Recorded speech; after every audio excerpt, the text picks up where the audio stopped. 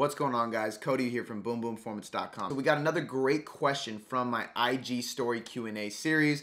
If you are not following me on Instagram, make sure you go do that right now at cody.boomboom. If you're on IGTV or Instagram watching this, kudos to you. You're already here. Drop me a comment, shoot me a DM. You can ask me any question you want and I will answer it for you directly.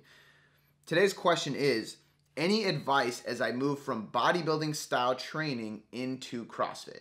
And I'm going to take this question because I already answered it on the story series on my Instagram. I'm actually going to take this question and I'm just going to kind of elaborate on how I feel about putting CrossFit and bodybuilding together, because I've had a lot of questions from CrossFitters of how they can implement my functional muscle method into their CrossFit routine, how CrossFitters can completely switch to bodybuilding, how bodybuilders can jump into CrossFit, so on and so forth. I've had everybody going each way, and I want to kind of break down my philosophy on the best way to approach doing both CrossFit and bodybuilding together. So, the first thing we need to think about when we are talking about doing multiple modalities is the recovery demands that they require.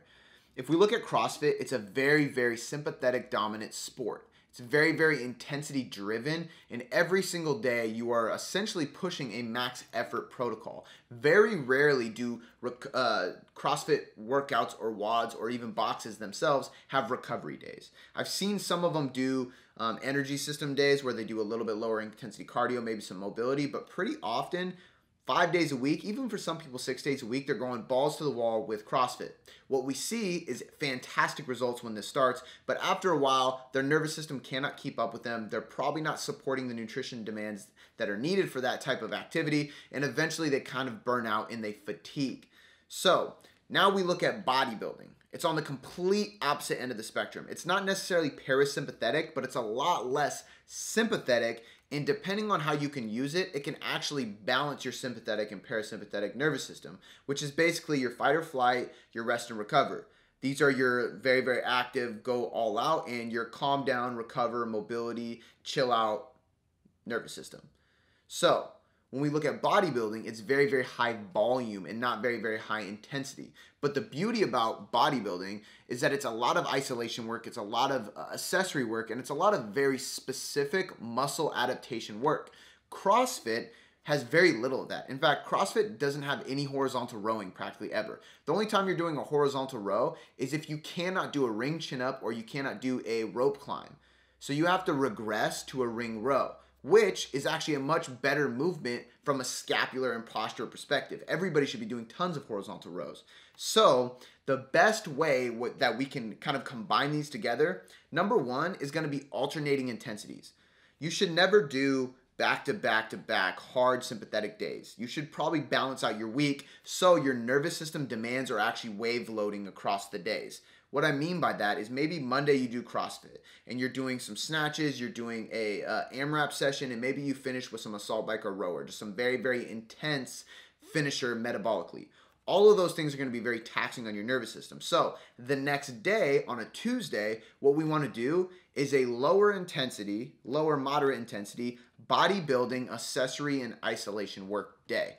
On this day, you might come in and do some close grip bench press. You're not going to be able to go super heavy on that because it's very triceps dominant, but you're going to be working on some weak links. Maybe you do some lateral raises, some curls, a lot of face pulls, a lot of horizontal rowing because CrossFit doesn't have enough of that.